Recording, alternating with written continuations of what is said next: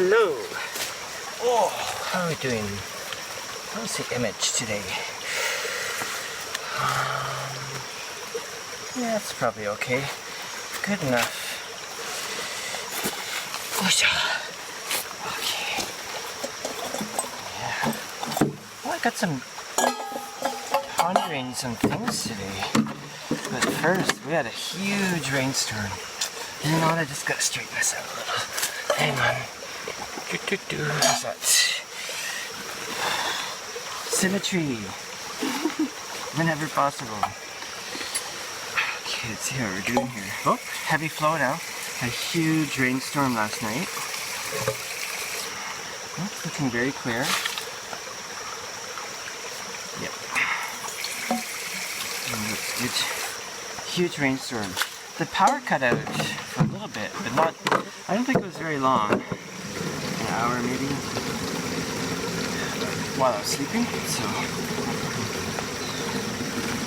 I've mentioned this before, in April and May when we get even little piddly storms, it's like the electrical system goes, and like it'll shut down at the drop of a little 2-kilometer breeze and some lightning.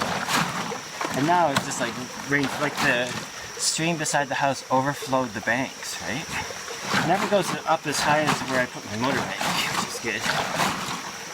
And you know, usually it doesn't even cut out. I mean, sometimes it does.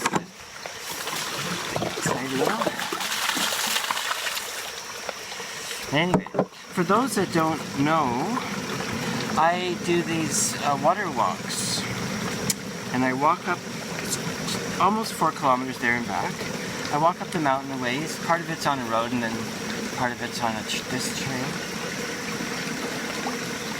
And I get my water for drinking. And I don't boil it or treat it, just drink it straight. This is what I'm doing here. And the spring is just here. It's like 10 feet behind me. But they've set up a pipe system and this feeds into the village, right? So rather than disturb the little pool, it's like a pool this big, there's a tap here that I use to fill my bottles, and it's perfectly fine. So I started doing this, I don't know, 4 years ago, probably. And, I mean, the water is fantastic, right? It's just pure, it's delicious. But it's also a kind of meditation for me to walk up and get water, and the importance of water, all that stuff, you know.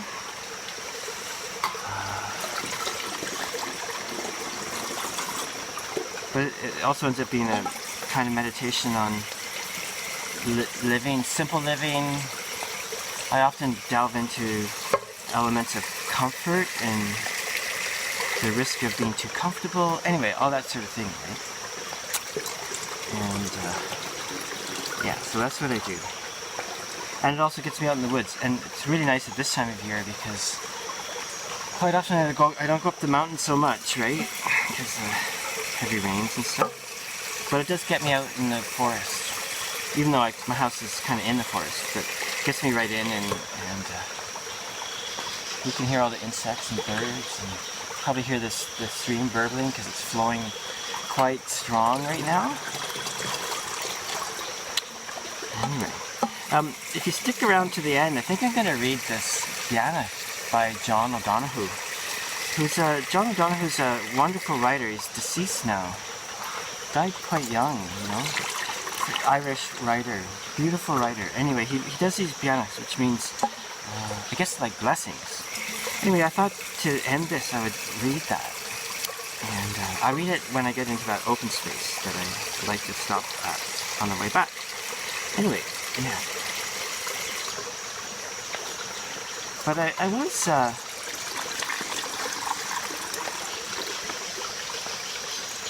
for those that don't know, I practice kendo and have done so for many years.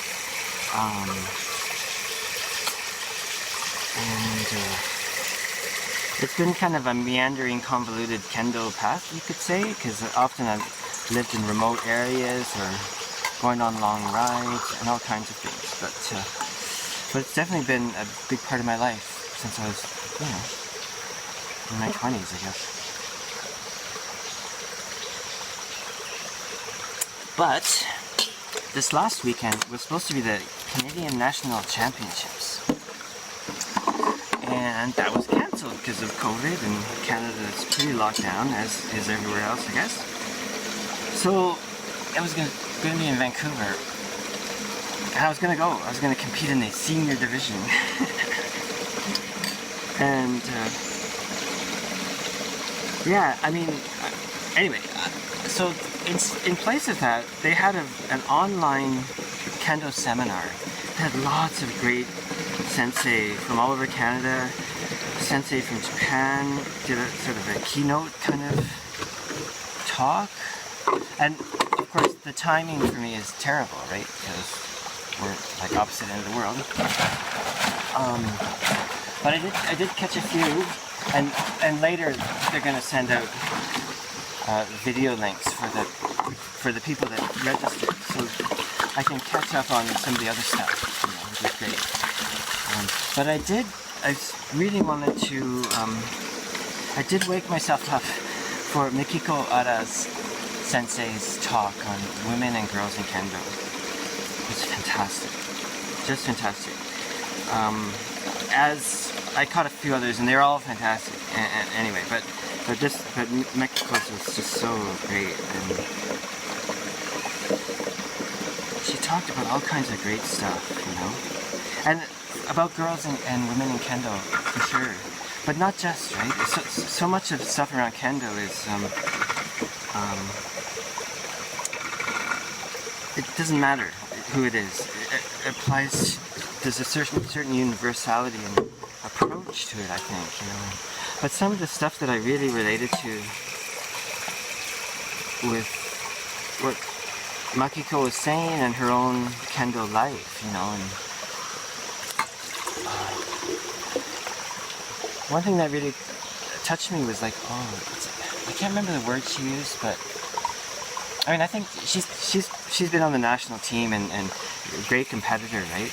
But it sounds like Shiai kendo, like competition kendo, isn't really her main thing. And she talked about her own what's the word? Issues, we'll say. I can't think of a better word. With competition, personal stuff, right? And I can relate to that. So in case you don't know, every now and then I look behind me, see if anyone's coming down the mountain, because it really looks funny to have this big, almost 6 foot long women talking to her knapsack, because my phone's resting on my pack basket. So every now and then I look over. Yeah, so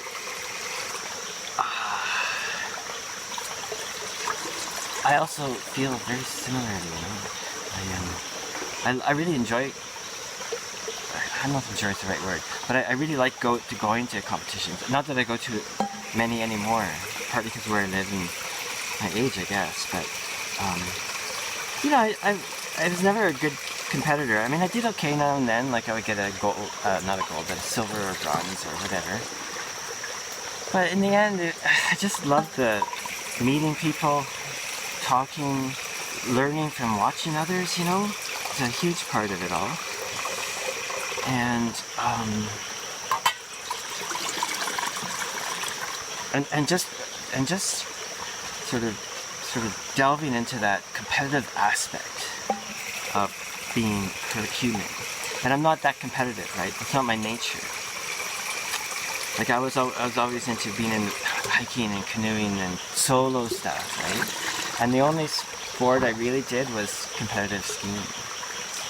Just very like recreational amateur level skiing. I loved it, but whatever. But it's sort of like, I want to say that Makiko views kendo as, I want to say practice. That's not the word to use, but it's like a practice. It's like a way of approaching life and ways to help you in the bigger sphere of life, I guess. Anyway, I felt that all along, and a lot of people, I'm gonna come closer. Yeah, I filled my bottles already. So these are 8 liters, so 16 kilograms, and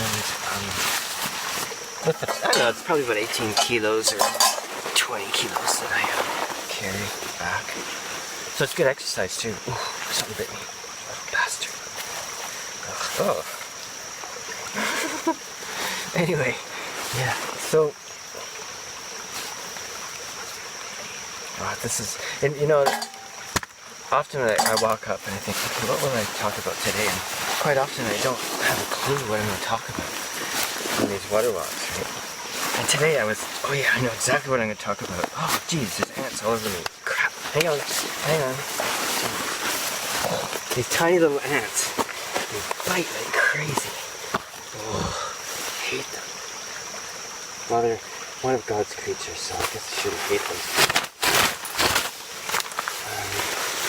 Let's see what they were probably just here. Oh, it's right here. The nest is right here. Oh, that was dumb. I should have looked where I placed my jacket. So I disturbed their nest, so I deserve to be bitten. Okay, here now. Yep. So every now and then I'm gonna rub some out. Literally. Yeah, so anyway, I was saying that I had a very clear idea of what I was going to talk about. Now it's not so clear. But that's the way of these walks, so just warn you. If you can stick it through, or you can jump to the end with the poem, I really, so beautiful, this Bianacht.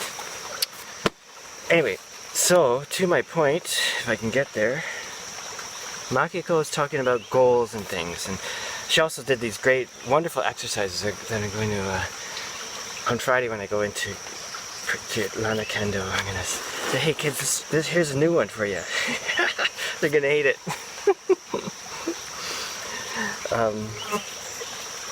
Oh, sorry. Yeah. Okay. So, goals. I was thinking, oh yeah, goals are important. And a lot of times in my life, I kind of wandered through life with less than ironclad goals, which is, you might say, oh, that's fine. It's not totally fine. It's really good to have goals, you know? But anyway, we are who we are.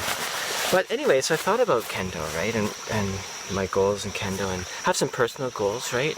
Right now, if we're allowed to grade this year, usually December, there's usually a couple gradings in Bangkok. And of course, because of the COVID, the one in the spring wasn't happening. And so hopefully December they'll have one, so I'll grade then, and yeah.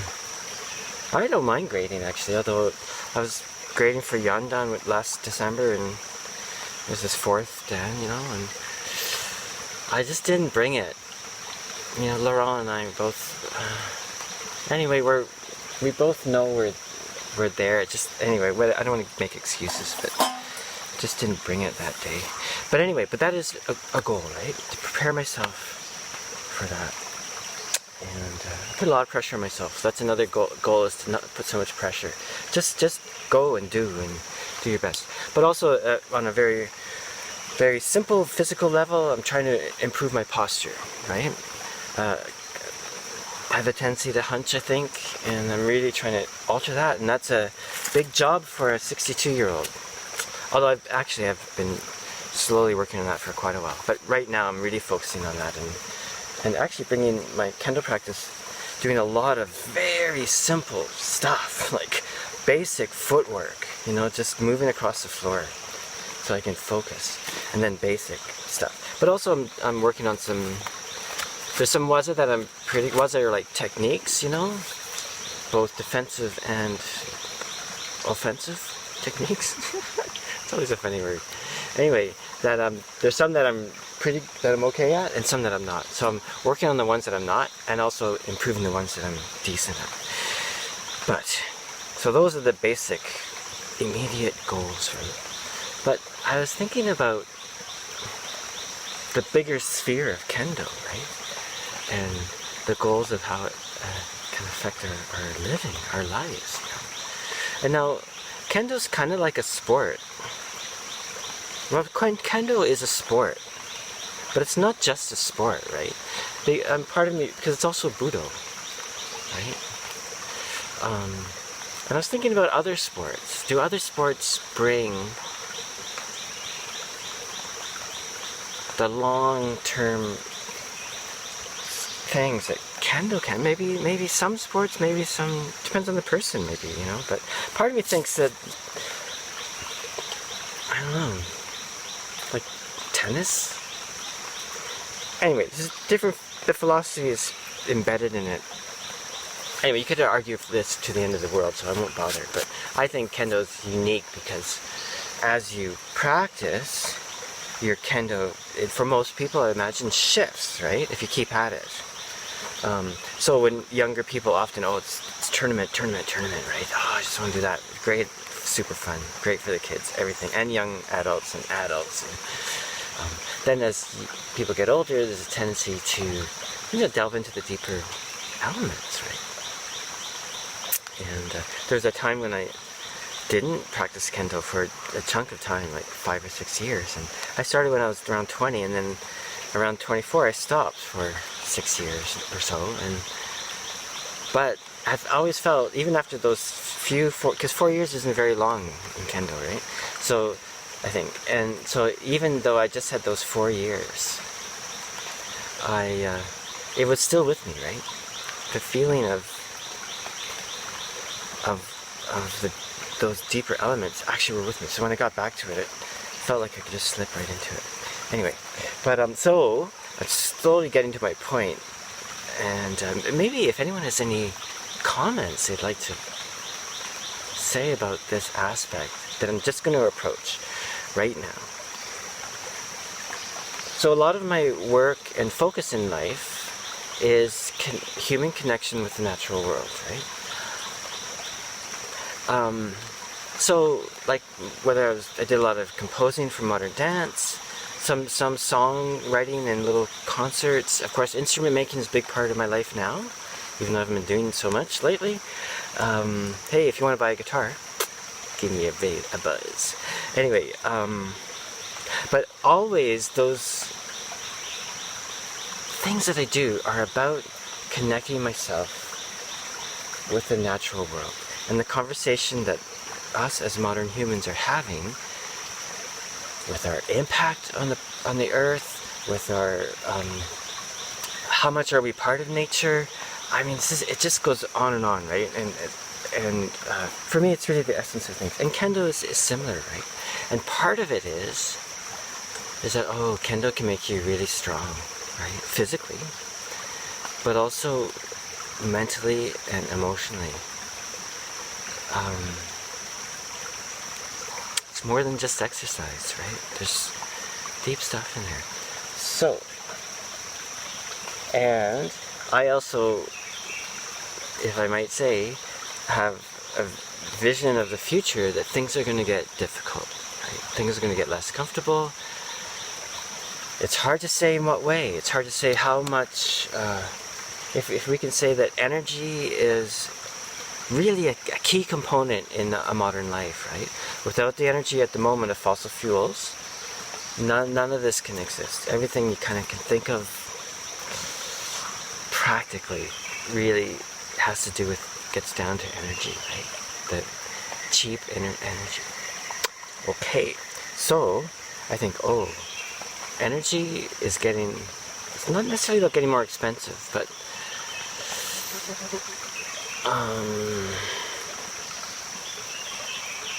we're on a bumpy plateau, you could say, or a bumpy diminishment even now, I think. But anyway, my point is that it's going to get more difficult rather than easier, right?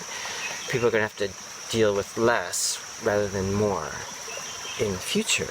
Now, when that is, I don't know, right? Is it going to be tomorrow? Is it going to be in 10 years? 50 years?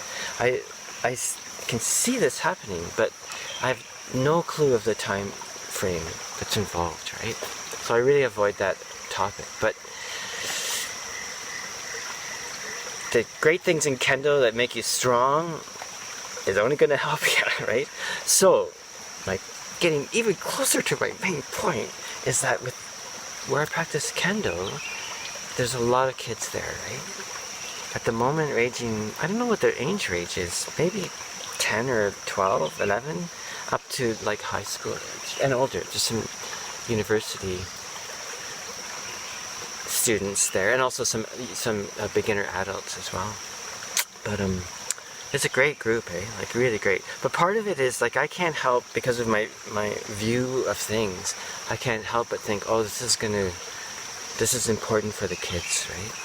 In whatever way, even if they don't stick with it for their whole life or whatever, but in some way, this regular practice of kendo for them is gonna help them in the future, right? So that's kind of a big goal for me, is to, okay, my goal is to have a long vision for these kids, right? These young people, young kids up to young adults. And okay, that cut out because my phone got full. I don't know when it cut out, but I was talking about kind of an awareness of kendo with the kids and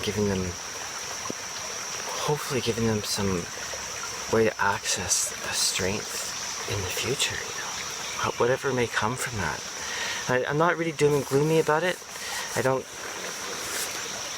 I'm not that way about whatever's coming, right? Because we just don't know what's around the corner. Of course, what I'm seeing is pretty intense, but we just don't know. Yeah. Anyway, I guess that's what I just wanted to say.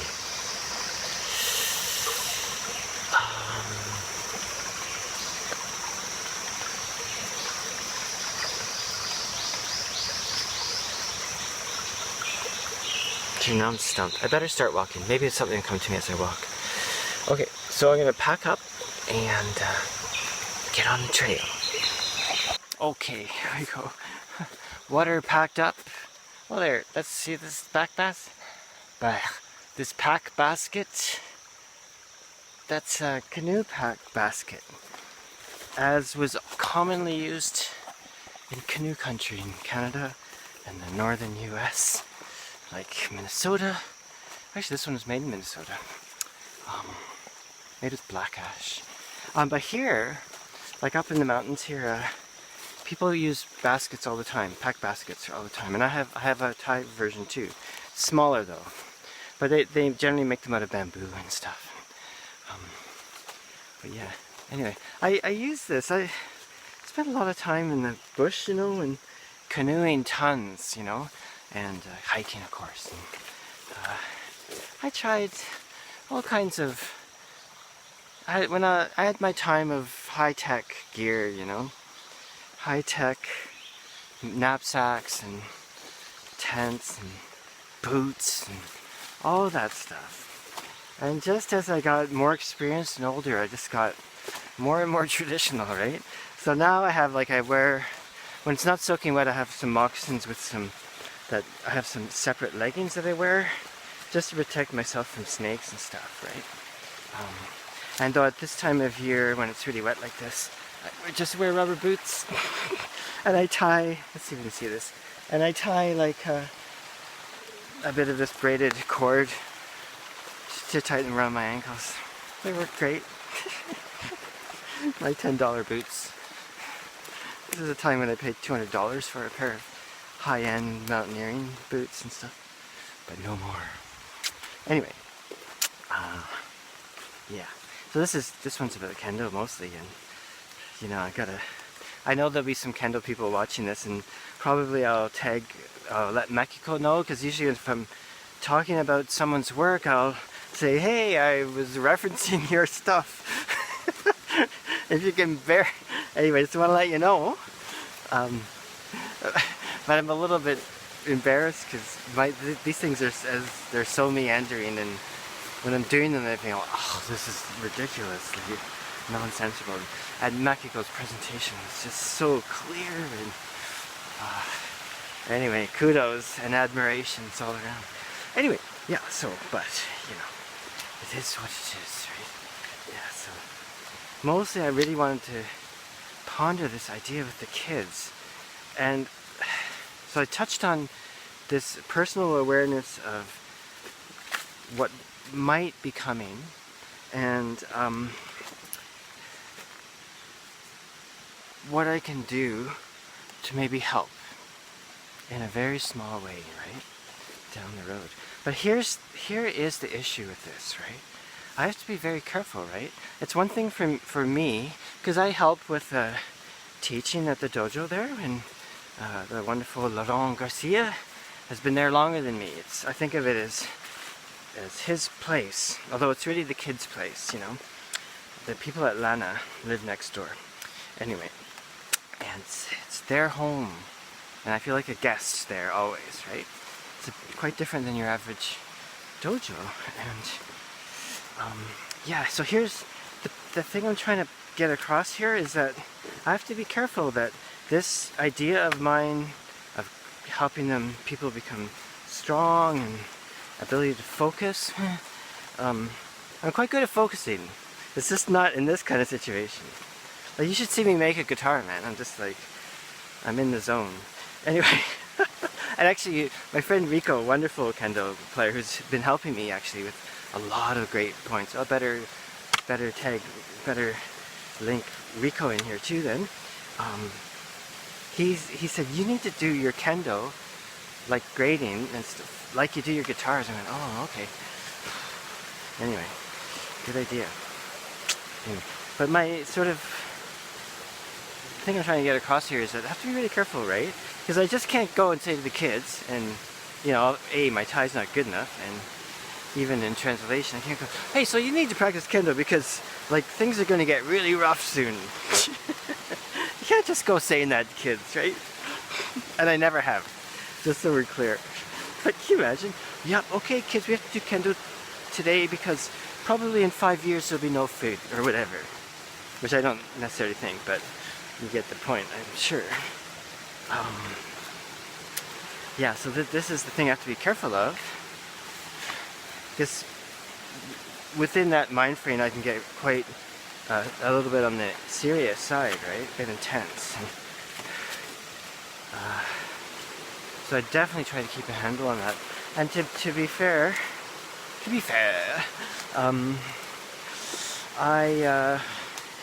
both Laurent and I, with the kendo for the kids, we just try to make them have a blast, you know what I mean?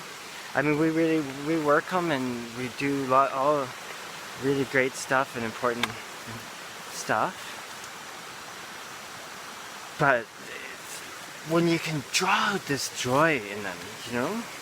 Wow, it's so gratifying. And there's these, with at Makiko's presentation, I asked, how do you deal with kids that just don't want to be there, right? Because a lot of times the kids, they come in and like, oh, we just don't want to be here, right?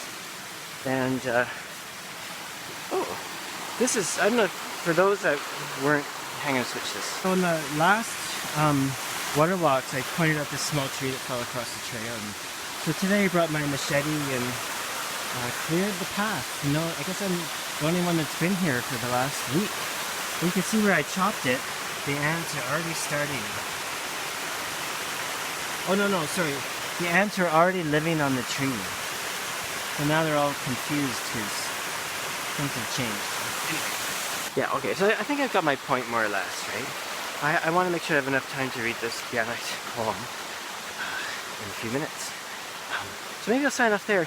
Anyone have any thoughts about, well, anything, of course. I'm totally open to any criticisms, thoughts, suggestions.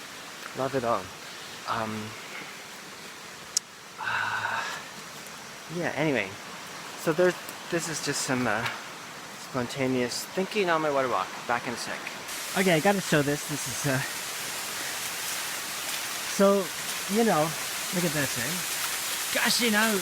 This is a big cistern that holds water that then goes down into the part of the village that I'm connected with. Anyway, after a huge rain last night, it's just like gushing, right? And this part of the trail is like a little river at this time of year. So that's why I wear my rubber boots, right? Because see how deep it is. No, it's not so deep, but you know, I don't want to wreck my moccasins. But you also have to be a bit careful because it can create erosion, right? So it can create erosion, and the drop off here is, you can't really see it. Looks, oh, that's not so bad, but it's actually really steep, and the ground very soft, very prone to erosive activities. But here I'm in the. There's a bit of an introductory walk for those that don't see my water walks, I guess. But yeah. So now I'm in this section I really love. It's where the forest opens up a bit, so you can see behind me here. You can actually see sky. So much of the hiking here is completely enveloped by the forest, or jungle, some people say. I don't usually use jungle, I usually just use highland tropical forest. Seems a bit smarter. Right? Okay, so there's a rock up ahead. I'm going to sit there, grab my Kindle so I can read John O'Donoghue's poem. Okay, let's see if I can rig this up properly. Oh, hang on. Okay, here we go. Beannacht by John O'Donoghue for Josie. Now, oh, I should mention, at one point, maybe the third stanza, he talks about a currach of thought. Now, a currach is a kind of boat used in the west of Ireland. Like, you can really like most recently maybe the Aran Islands, but I'm sure it was used probably throughout Ireland, but especially in the west, which is a fairly rough part of the country, I'd say, you know. But it's a boat made of a wood frame and then covered with, in more recent times, like the last 100 years or whatever, 120, with canvas, and that canvas would be waterproof, like with oil or tar or something. But probably in the past they would have used skins, like seal skins and stuff, much like the umiak of Inuit people. So you're probably wondering, okay, that's great, what's an umiak? Well, we probably all know about kayaks in the Arctic people, and the umiak was a big boat that they would use for, you could put a lot of people in them basically. So they could use them for hunting and traveling and all that sort of thing. Anyway, so here we go. So that's what you got with the currach. It's a frame boat covered in a skin or canvas of some kind. Okay, Beannacht, blessing for Josie. On the day when the weight deadens on your shoulders and you stumble, may the clay dance to balance you. And when your eyes freeze beneath the grey window and the ghost of loss gets into you, may a flock of colors, indigo, red, green, and azure blue, come to awaken in you a meadow of delight. When the canvas frays in the currach of thought, and a stain of ocean blackens beneath you, may there come across the waters a path of yellow moonlight to bring you safely home. May the nourishment of the earth be yours. May the clarity of light be yours. May the fluency of the ocean be yours. May the protection of the ancestors be yours. And so may a slow wind work these words of love around you, an invisible cloak to mind your life. Covered, eh?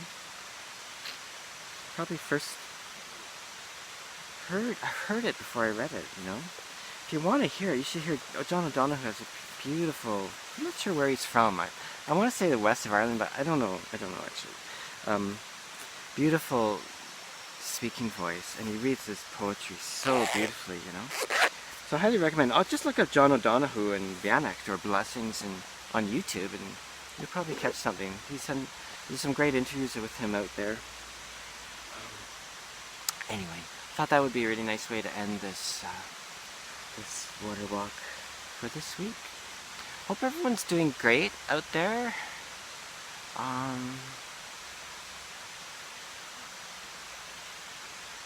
I always want to say, get out into the forest, get out in the sun, get some vitamin D going, all that stuff. But you know, I guess the main thing is just do what you gotta do and be strong. And as Ramsey Dewey says, get out there and train. Okay, so à la prochaine, and see you on the flip side, and hope everyone has a great week. Ciao. Oh, one last thing. So, oh, it's so wet here. So, basically, my ass is wet. It's soaking wet. It's gonna be so like if I bumped into people walking behind me back down the road, they're gonna be, wow, you pissed your pants. Anyway, I didn't, but I had a thought. Sometimes your ass is just gonna get wet, and you just gotta deal with it. How's that for deep philosophy, eh? Okay, see ya.